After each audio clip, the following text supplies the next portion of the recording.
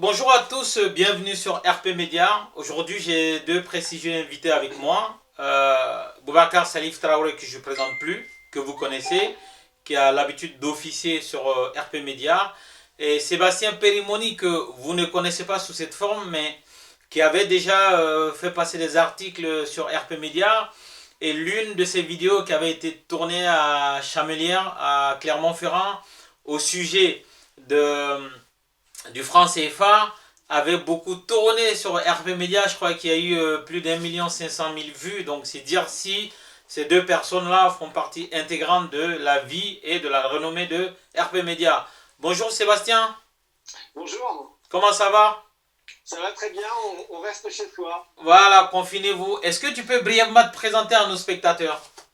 Oui, bonjour, bonjour à tous, je me présente. Oui, en effet, je me suis fait un peu connaître grâce à ton site en faisant le buzz avec cette vidéo à Chamalières contre le franc CFA.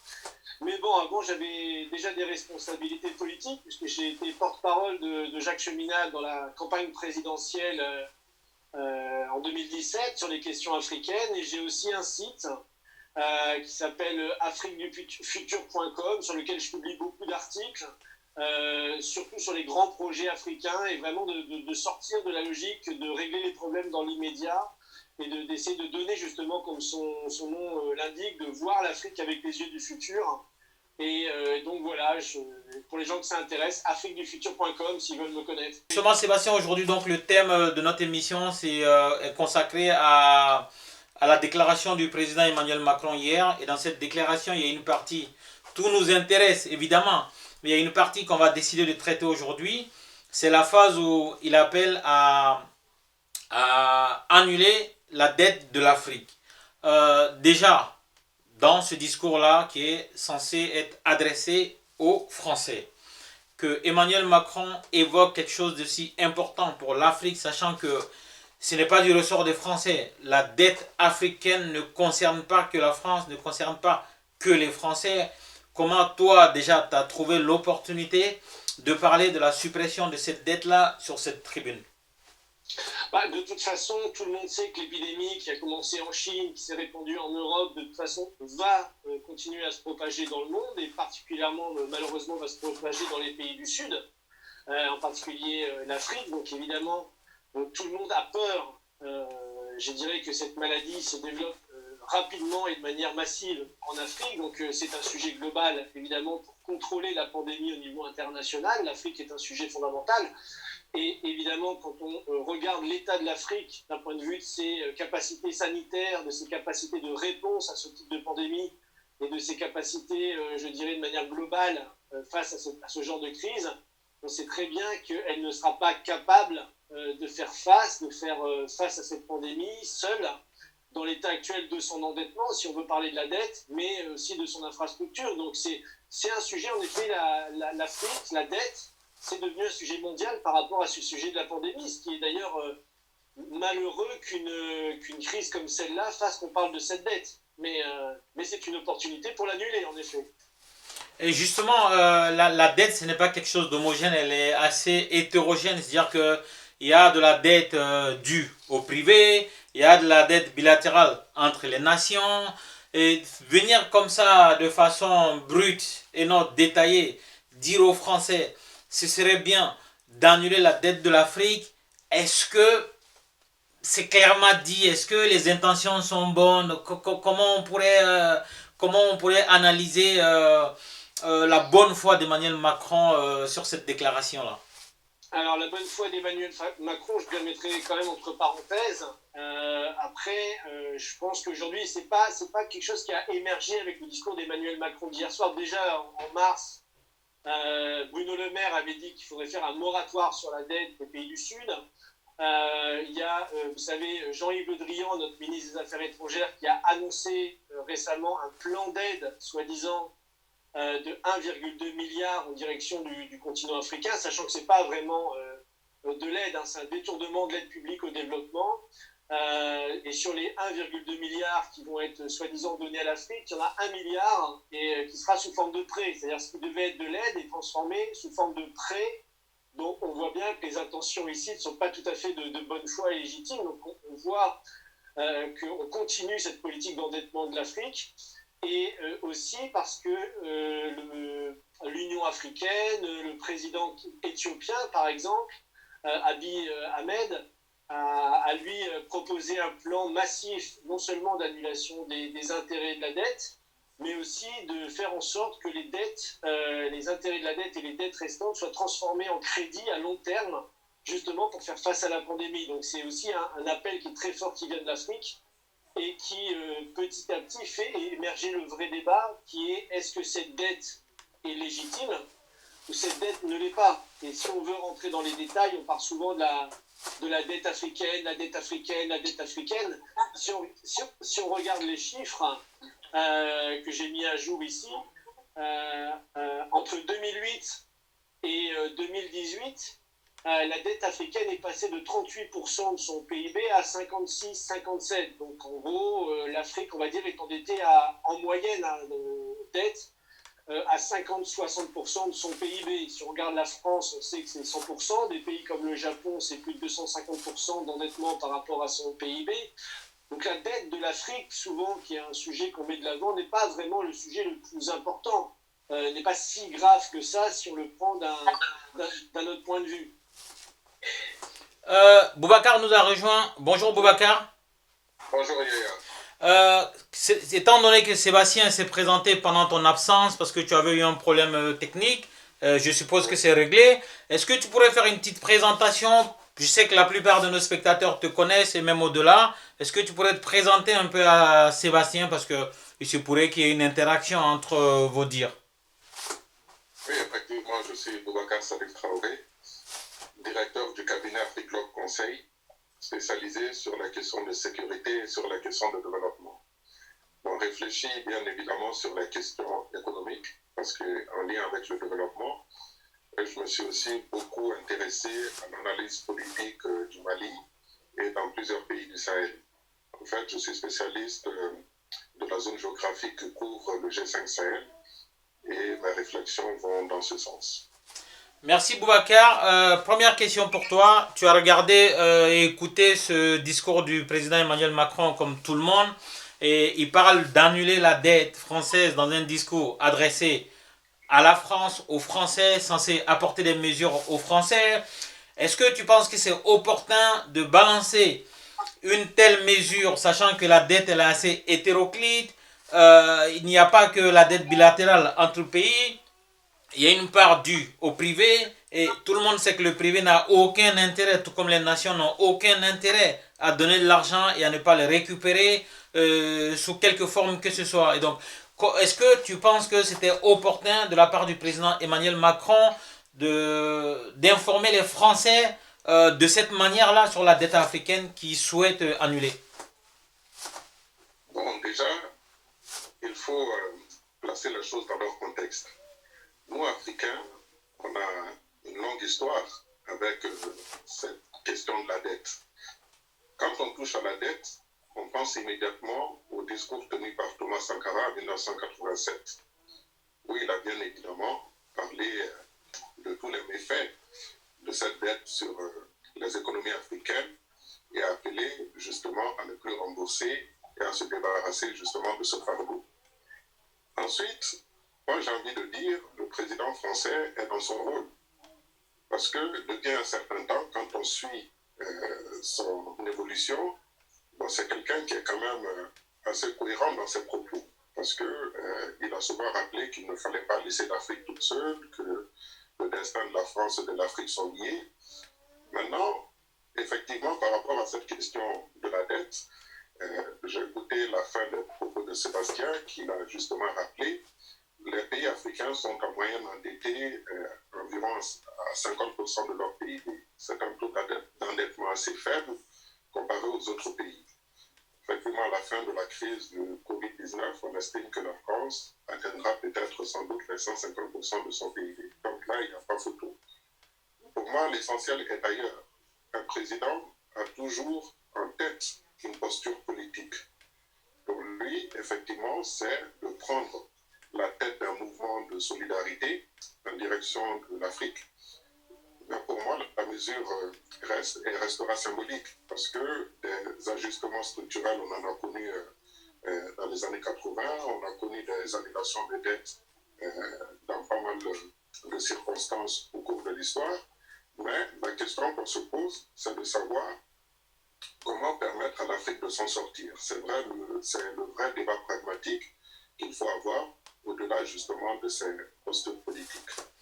Et justement, est-ce que cette question-là de savoir comment l'Afrique pourrait s'en sortir, cette question, il faut la poser aux Africains ou il faut la poser en France? On parle de solidarité, certes, mais les pays africains ont 50 ans ou 60 ans d'existence depuis l'indépendance. Et la plupart des projets venant des anciens colonisateurs vers l'Afrique ont échoué. Et quand tu dis que le président Macron est cohérent, quelle est la part d'intérêt de l'Afrique dans cette cohérence-là du président Emmanuel Macron? Bon, justement, tu l'as dit dans tes propos. Je pense que c'est aux Africains d'une part. Aujourd'hui, nous sommes quand même au XXIe siècle. J'ai vu que l'Union africaine avait nommé un certain nombre de grands anciens banquiers ou banquiers en activité, ou économistes du moins, pour constituer une force capable de réfléchir sur le pendant et l'après-Covid. Et cette équipe doit absolument sortir une stratégie. Mais effectivement, la France a une position particulière parce que liée évidemment au franc CFA. Il y a les débats qui avaient commencé autour de l'éco, qui se sont progressivement arrêtés. Il faut que les Africains ramènent justement ces débats-là au devant de la scène et réfléchir sur les stratégies qui peuvent être mises en place pour pouvoir sortir de ce statu quo. Tu l'as si bien rappelé, moi je travaille beaucoup sur les questions de développement. Ça fait plus de 70 ans que ces histoires d'aide au développement, d'aide publique, sont ramenées chaque fois au sujet du continent africain, mais le continent n'a pas cessé de s'appauvrir. Donc à partir de ce moment-là, je pense qu'il faut saisir cette opportunité, parce que chaque crise, malheureusement ou heureusement, offre une opportunité.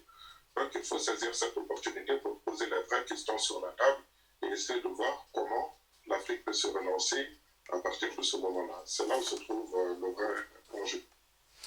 Sébastien, je me retourne vers toi. Tu as entendu Boubacar dire que Emmanuel Macron est cohérent dans ses positions. Et on sait que quelques heures après le discours d'Emmanuel Macron, le Fonds monétaire international a réagi. Le Fonds monétaire international serait plutôt partant pour suspendre le remboursement de l'intérêt de la dette. On ne parle même pas encore de la dette, c'est-à-dire que les pays africains qui ne sont pas endettés à des niveaux élevés comme les États-Unis ou les pays développés. Et donc, le Fonds monétaire international a réagi et donc parle plutôt de suspendre le remboursement de l'intérêt de la dette. Maintenant, annuler la dette, il est hors de question pour l'instant au niveau du Fonds monétaire international. Maintenant, à toi, Sébastien, comment tu pourrais redéfinir la cohérence des mesures du président Emmanuel Macron, aussi bien pour la France que l'Afrique? Alors il faut voir que Christine Lagarde, qui était ancienne présidente du FMI et qui dirige notre Commission européenne aujourd'hui, a dit que c'était pareil pour la France. C'est-à-dire que l'endettement qu'on va subir face à cette crise, il faudra la payer. La dette, on ne pourra pas l'annuler. Donc d'un point de vue du FMI, d'un point de vue de ces institutions financières internationales, il n'y a aucun doute que de toute façon, il faudra payer ces dettes. Et moi, je trouve que la cohérence d'Emmanuel Macron, du FMI, elle est plutôt en cohérence avec tout ce qui est fait depuis 50 ans, en fait. C'est-à-dire dans une politique de sous-développement chronique des pays les plus faibles. Si on reprend après la destruction des accords de Bretton Woods dès les années 70, on voit que les premières mesures prises par ce que certains appellent le fonds de misère instantané, c'est la dévaluation de toutes les monnaies africaines. On leur demande de supprimer toutes leurs subventions à l'agriculture, aux artisans, aux commerçants. On leur demande de libéraliser, soi-disant, leur marché pour faciliter les investisseurs étrangers. Donc on a toute une politique de pillage économique qui a été mise en place par le FMI, par la Banque mondiale, par les institutions et évidemment via le franc CFA, par le Trésor public français.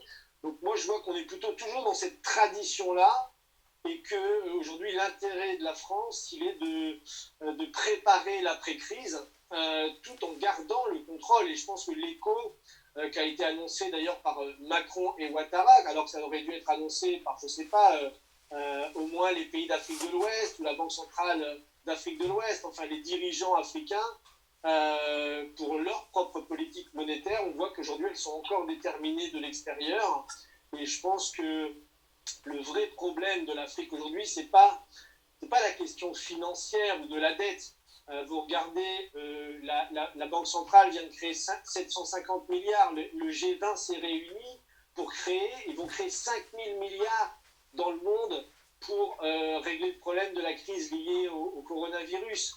On a le CNUSED, la Commission des Nations Unies pour le développement, qui propose 1 milliard d'investissements dans les pays du Sud pour lutter contre la pandémie. Donc c'est ce que moi j'appelle, ou ce que certains appelaient un plan d'irrigation en temps de déluge. Parce qu'on n'est pas aujourd'hui dans une crise financière, on est dans une crise de l'économie physique. Ce qu'il faut, c'est des infrastructures, il faut de l'eau. On voit plein de vidéos qui circulent sur Internet de gens en Afrique à qui on dit de se laver les mains et qui n'ont pas d'eau. Donc si la France veut être cohérente et si M. Macron veut être cohérent pour aider l'Afrique, aujourd'hui il doit permettre que ces pays créent leur propre monnaie et injectent de l'argent immédiatement justement dans ces infrastructures de base qui peuvent permettre à moyen et à long terme d'éviter le genre de catastrophe dans lequel on se retrouve aujourd'hui, parce que dans nos deux gros cas, il est trop tard pour agir. Quand on n'est pas prêt, les morts, malheureusement, comme on le voit en France, s'accumulent. Sébastien, justement, je lis un peu tes travaux, on a assez discuté. Je crois savoir que tu es très attaché aux BRICS, donc Brésil, Russie, Inde, Chine et South Africa.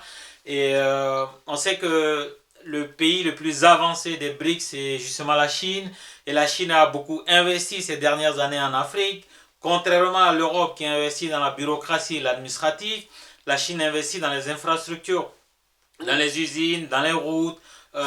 Et ça pose problème aujourd'hui à l'Europe, à des pays comme la France. Est-ce que justement cette façon-là d'Emmanuel Macron de revenir chaque fois qu'il en a l'occasion des plans d'aide pour l'Afrique face au Covid-19, est-ce que ce n'est pas une manière de contrecarrer le plan chinois en Afrique et aussi de prendre une pole position dans le cœur des Africains par rapport à cette pandémie-là pour laquelle l'Afrique semble être démunie?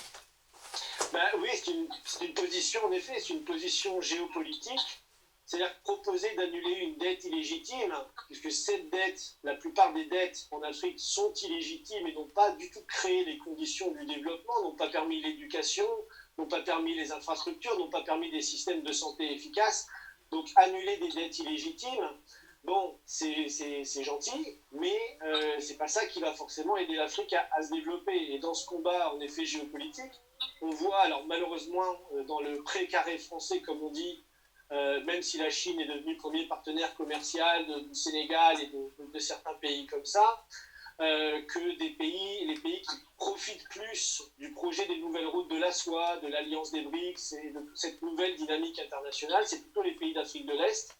On voit maintenant le Kenya qui a un train à grande vitesse, ça lui a apporté quand même, ça lui a créé presque 100 000 emplois et 1,5 point de PIB en plus, de PIB réel. Ou à l'Éthiopie qui s'est énormément industrialisée également. Il y a beaucoup de cas comme ça au Nigeria où les investissements dans les infrastructures des routes de la soie sont efficaces réellement pour les pays. Ce n'est pas encore le cas en Afrique de l'Ouest. Après, moi, je ne suis pas dans la géopolitique. Je ne pense pas que la France doit être remplacée par la Chine, ni la Chine être remplacée par la France. Je pense que l'Afrique a besoin de tout le monde à partir du moment où elle est claire sur ce qu'elle veut. Et je crois qu'aujourd'hui, il y a parfois, il faut le dire aussi, chez certains dirigeants africains, plus une volonté de rester en place et de rester dans ce précaré français, moyennant des avantages particuliers, que de réellement développer leur pays. D'ailleurs, même un rapport de la Banque mondiale, je ne sais pas si vous l'avez vu, qui est sorti le mois dernier, disait que 15% de l'aide au développement qui est donnée par cette même Banque mondiale aux pays africains se retrouve dans les paradis fiscaux pour les comptes des dirigeants, des ministres et des copains et des coquins. Donc on voit que ce système-là ne peut pas durer. Et Boubacar Salif Traoré, Sébastien l'a dit, l'Afrique a besoin de tout le monde. Et on sait qu'avec ce qui s'est passé en Italie, la Chine a pris davantage position sur les ports italiens, notamment pour la route de la soie. Certes, l'Afrique a besoin de tout le monde, mais qui doit situer les contours de ce besoin-là, Boubacar Salif? Bon, déjà, pour revenir à la question de la cohérence du président Macron, je pense qu'il faut faire la nuance. Il est dans une cohérence dans le discours politique. Et je pense que nous sommes en relation internationale et dans ces relations internationales, chaque dirigeant défend l'intérêt de son pays. C'est ce que j'ai appelé depuis un certain moment, j'ai rappelé aux Africains, effectivement, qu'il faut qu'on puisse avoir une autre vision des relations internationales en permettant à nos États de se regrouper, de parler d'une seule et même voix et de peser dans la balance à l'international. Concernant la Chine, le cas est très intéressant. Vous savez, concernant cette histoire de dette, il y a ce qu'on appelle le Club de Paris, qui a été créé en 1956 et qui, si mes souvenirs sont bons, aurait signé plus de 262 accords en termes de dette. Et dans ce Club de Paris, il y a récemment le Brésil et la Corée du Sud qui ont rejoint ce Club de Paris. Ensuite, ce Club de Paris, qui pendant un certain temps octroyait beaucoup de dettes, s'est vu stopper parce que ces chiffres sont passés environ de 70 milliards à 44 milliards. Tandis que les accords bilatéraux entre États, notamment sous l'égide de la Chine, ont grimpé en flèche, passant d'environ 70 milliards à plus de 160 milliards. La Chine réalise chaque année sur le continent africain plus de 160 milliards de dollars de chiffre d'affaires. Et ces dividendes atteignent pratiquement 70 milliards. Et ce sont ces 70 milliards-là qui sont ensuite octroyés sous forme de dette. Moi, j'appelle ça, en tout cas la dette chinoise, une dette dormante. C'est-à-dire, si vous devez de l'argent à quelqu'un et que la personne vous dit à chaque fois, écoutez, c'est pas pressé, je ne suis pas pressé, je ne suis pas dans le besoin, nous verrons ça plus tard, pour moi, c'est très dangereux. Il y a des dettes que j'appelle dettes actives, qui sont des dettes données par le FMI ou autre, où on sait que régulièrement, c'est payé, les intérêts sont prélevés, tout ça. Ce n'est pas le cas de la Chine. La Chine noie sa dette dans des projets. Souvent, dans des projets d'infrastructure. Par exemple, il y a certains pays, est-ce que tu sais, par exemple, au Niger, il y a l'exploitation du pétrole qui a commencé. Et cette exploitation-là est réalisée par les Chinois, mais simplement les Nigériens n'envoient aucun centime parce que tout simplement la Chine est en train de se rembourser sur de longues années. Et donc cette dette chinoise, pour moi, me fait très peur. Il faudrait que les Africains aient une réflexion là-dessus. Il faut sortir complètement de l'idée qu'un État viendra dans un autre État simplement pour les beaux yeux ou pour des histoires de solidarité internationale sans rien réclamer en retour. C'est impossible. Donc, que ce soit la Chine, la France ou d'autres, il y a énormément de problèmes autour de l'Afrique. Moi, je ne vois pas un seul secteur dans les États africains qui n'est pas un secteur stratégique. Quand on prend l'agroalimentaire, l'Afrique a 60% de terres arables disponibles. Quand on prend les ressources du sous-sol, je ne peux pas citer le nombre de ressources que peut faire l'Afrique.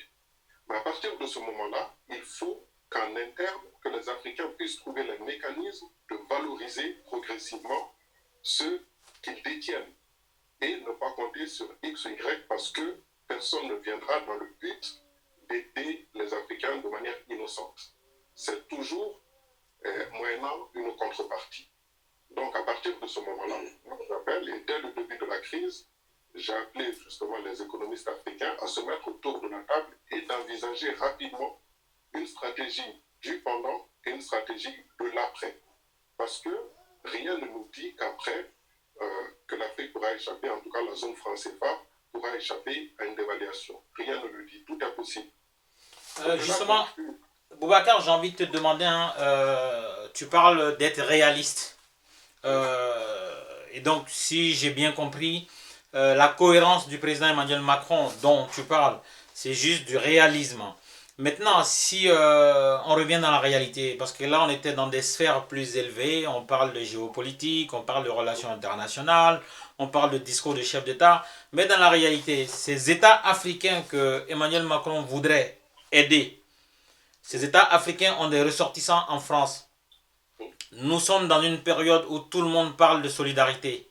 Et cette solidarité-là, à mon sens, elle ne touche pas à ces ressortissants africains qui sont ici. Je veux parler notamment à des personnes sans papier, des personnes qui sont dans les foyers de migrants. Dans aucun discours on ne parle d'eux. C'est vrai que tous les soirs à 20 h on applaudit le personnel soignant. Mais ces gens sont en train de mourir du Covid-19 par la faute de papier pour aller se loger décemment, de papier pour aller se faire soigner décemment. Est-ce que la solidarité internationale voulue par le président Emmanuel Macron ne devrait pas commencer par les ressortissants africains qui sont déjà sur le sol français?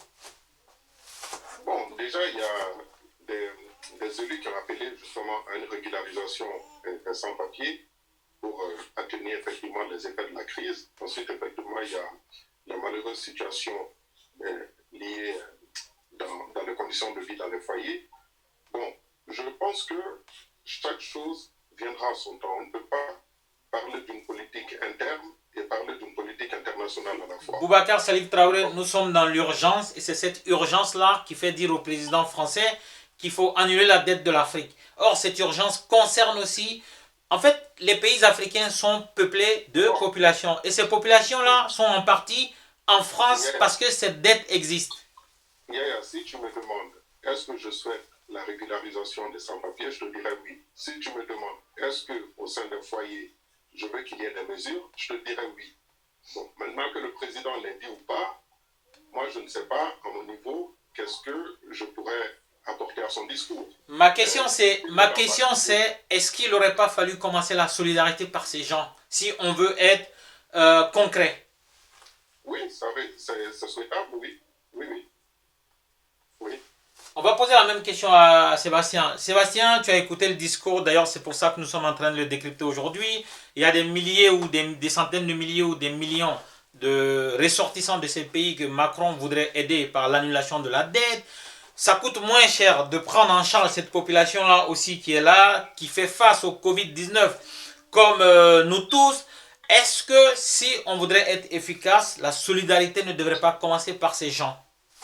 Alors là, je te rejoins tout de suite sur cette question, puisqu'on le voit d'ailleurs aussi bien aux États-Unis, on dit les Noirs en général, les Afro-Américains meurent plus que les autres, c'est simplement parce qu'ils sont plus pauvres. Moi, j'habite en Seine-Saint-Denis.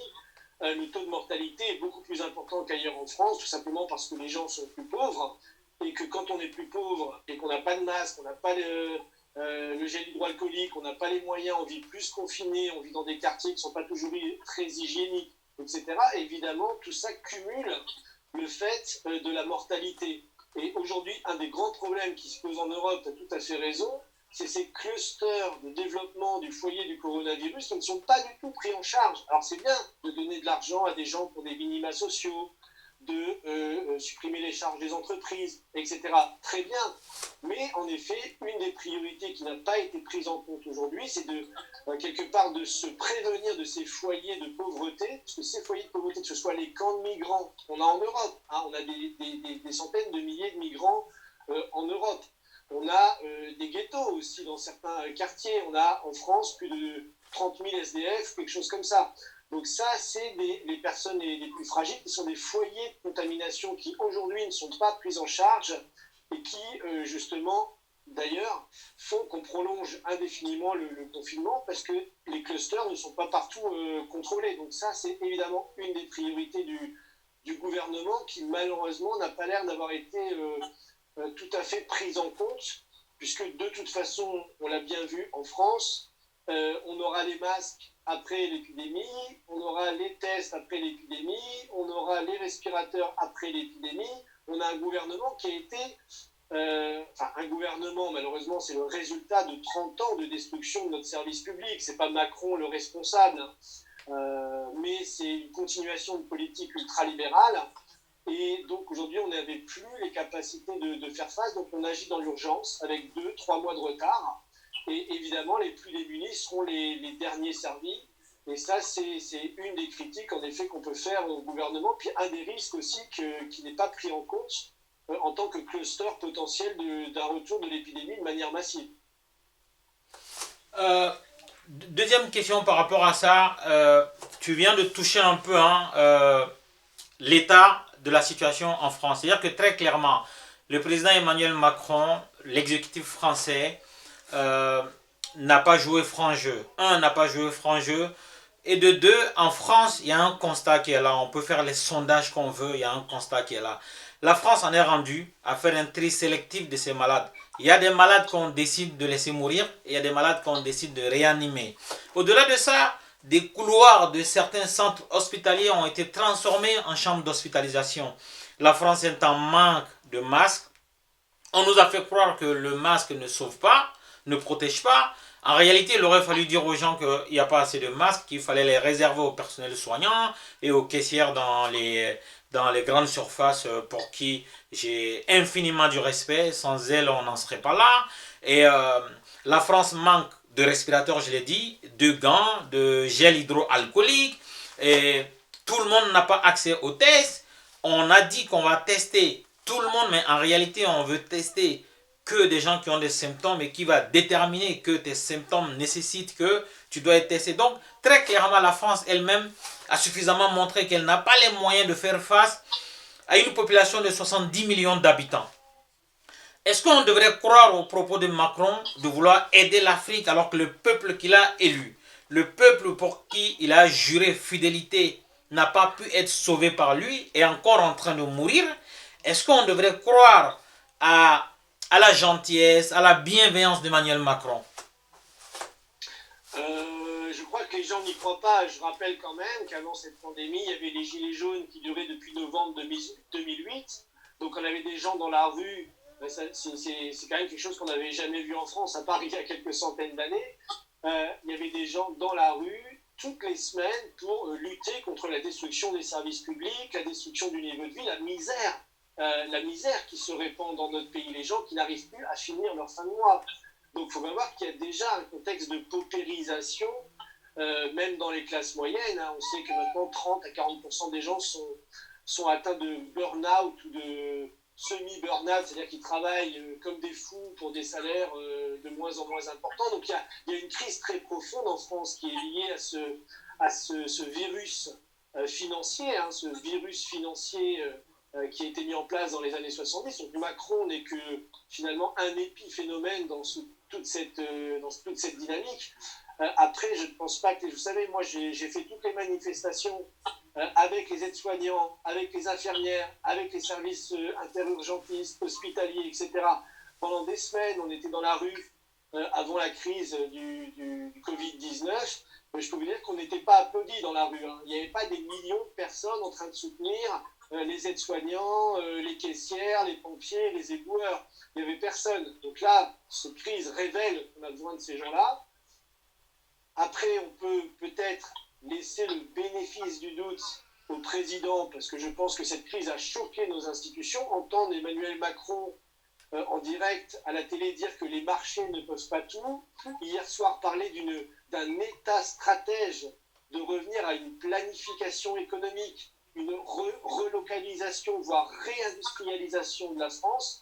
Bon, ben, c'est l'exact opposé du discours de ce pourquoi il a été mis en place et l'exact opposé de son projet politique. Hein. Donc quand il dit qu'il va falloir revaloriser les secteurs hospitaliers, augmenter les salaires des gens qui travaillent, c'est l'exact opposé de toutes les réformes retraite, assurance chômage, loi travail, etc., qu'il a commencé à appliquer depuis qu'il est élu. Donc est-ce que cette pandémie a été un choc salutaire pour notre gouvernement?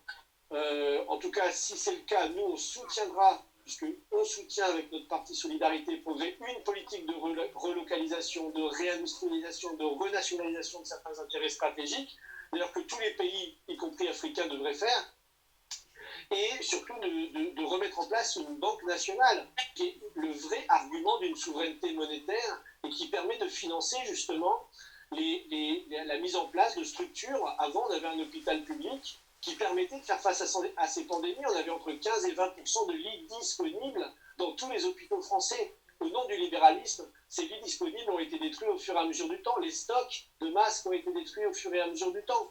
Donc tout ça aujourd'hui, on se rend compte que ça n'a pas marché. Donc on le voyait déjà avec la grogne dans les pays comme en France. Alors est-ce que ce choc va être salutaire pour nos gouvernements? Je l'espère, et si c'est le cas, on les soutiendra. Sinon, on prendra leur place. Boubacar Salif Traoré, à peu près la même question, hein. Moi, j'ai couvert pendant des semaines les Gilets jaunes. Ça a duré plus d'un an. C'est le Covid-19 qui a mis une pause. Je pense que ça va repartir. D'ailleurs, le gouvernement français a très très peur de l'après-confinement. Ils ne savent pas ce qui va se passer parce que là, ça ne va plus être des Gilets jaunes de misère. Ça va vraiment être tout le monde, les médecins, les infirmiers, les caissières, ça va être tout le monde. Et comme j'ai dit, je suis légitime pour parler des Gilets jaunes parce que j'ai couvert, j'étais inside, j'ai donné la parole aux Gilets jaunes. Et de ce que j'ai vu à l'intérieur des manifestations, avec son lot de gaz lacrymogène, de LBD, d'éborgnés, de bras cassés, de prisonniers, de procès en tout genre, je peux dire que j'ai côtoyé la misère de la France. Des salariés qui dorment dans des voitures, des personnes qui ne peuvent pas aller se faire soigner les dents parce qu'elles n'ont pas de mutuelle, et des personnes qui ne peuvent plus aller au cinéma avec leur amoureux, des personnes qui ne peuvent plus offrir de roses à leur dame. Et donc, la question que j'ai envie de te poser, est-ce qu'on peut faire confiance à la politique française de vouloir aider l'Afrique alors que les misérables en France se comptent par millions et que l'exécutif n'en a rien à faire de ces misérables? Bon, je pense que aujourd'hui, il y a quelque chose qui a profondément changé. Quand on regarde, on voit à peu près les mêmes images partout à travers le monde. Aux États-Unis, qui est la première puissance mondiale, la situation n'est pas non plus fameuse. Au point d'accepter l'aide russe quand on connaît l'histoire entre ces deux pays. Je pense que aujourd'hui, les États n'ont pas d'autre choix que d'agir par instinct de survie. Aider l'Afrique, qu'on le veuille ou pas, c'est quelque chose qui s'impose face à cette pandémie. Parce qu'il faut savoir que tant qu'il y aura, ne serait-ce qu'une personne encore malade et non identifiée, cette personne-là peut encore donner la maladie. Donc, il faut combattre la maladie dans tous ses aspects et combattre toutes les situations qui peuvent favoriser une telle crise dans le futur. Le discours qui consiste à dire qu'il faut soutenir l'Afrique, c'est un discours qui ne date pas d'aujourd'hui. Comme tu l'as dit au début, c'est un discours qui date depuis le lendemain des indépendances et on n'a jamais autant vu l'Afrique aussi pauvre. Tous les programmes d'aide au développement, d'aide publique ont échoué. C'est ce que j'appelle, depuis de longues années, j'appelle les responsables africains à oser poser le débat sur la table. Parce que nous sommes, que ce soit dans le domaine du développement, mais aussi on le voit bien dans le domaine sécuritaire, avec Barkhane, avec ITM, avec G5, avec l'aménagement, ça ne marche pas. Parce que l'Afrique a ses spécificités culturelles, sociales ou autres. On ne peut pas, à l'occasion d'un seul discours, faire comme si on allait agir avec un coup de baguette magique. Et autre chose, on peut avoir à l'idée que la France est une puissance. Mais en réalité, la France est une puissance moyenne.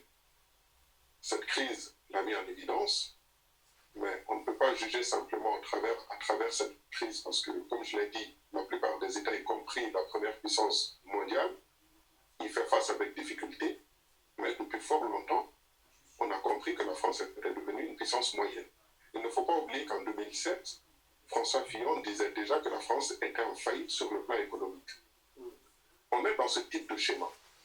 Aujourd'hui, très concrètement, il faut se détacher parfois du discours. Pour moi, le discours ne reste qu'un symbole ou un positionnement politique. L'enjeu qui est en train de se jouer à travers cette crise, c'est qui va être le futur leader de l'Union européenne. On sait que les rivalités entre la France et l'Allemagne ne sont pas des rivalités qui sont cachées.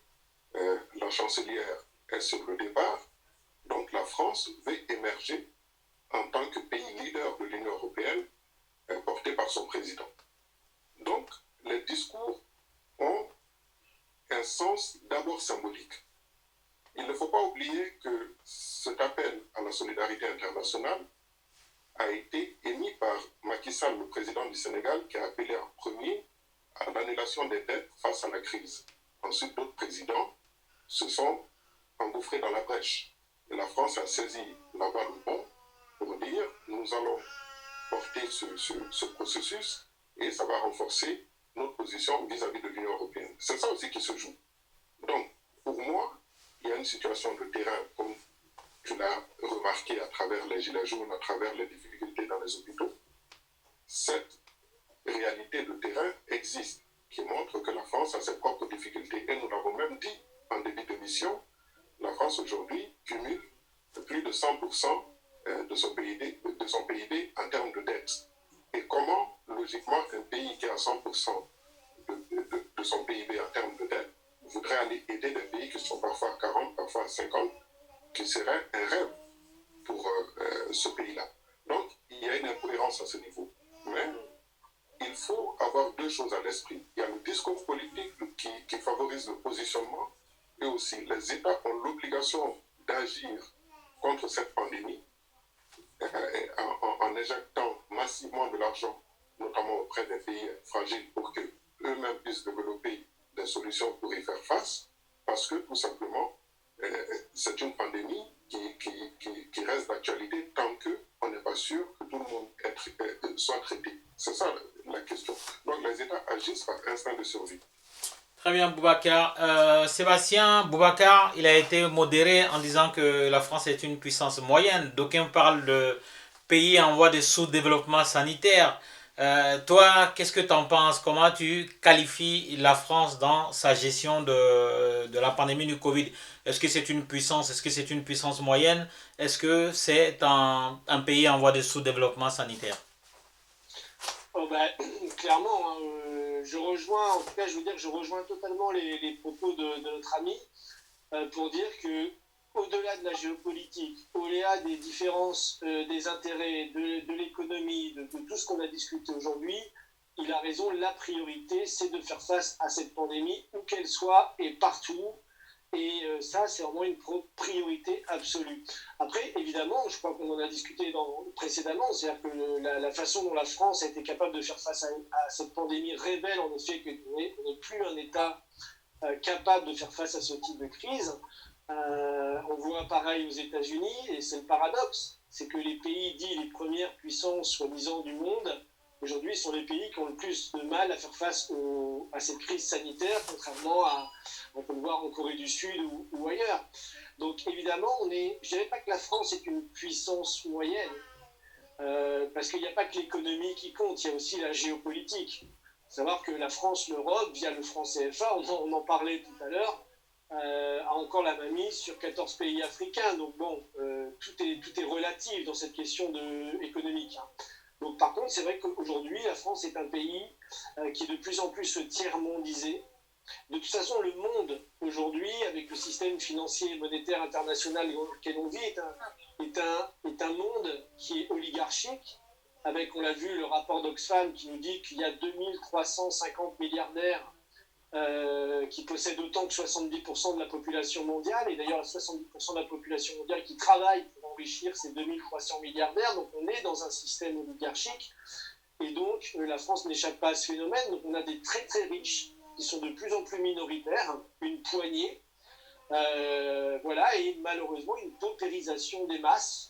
Il suffit de se balader en France. Maintenant, vous avez les déserts. On a désindustrialisé notre pays. On a des déserts industriels. On tue nos agriculteurs. On a des déserts agricoles.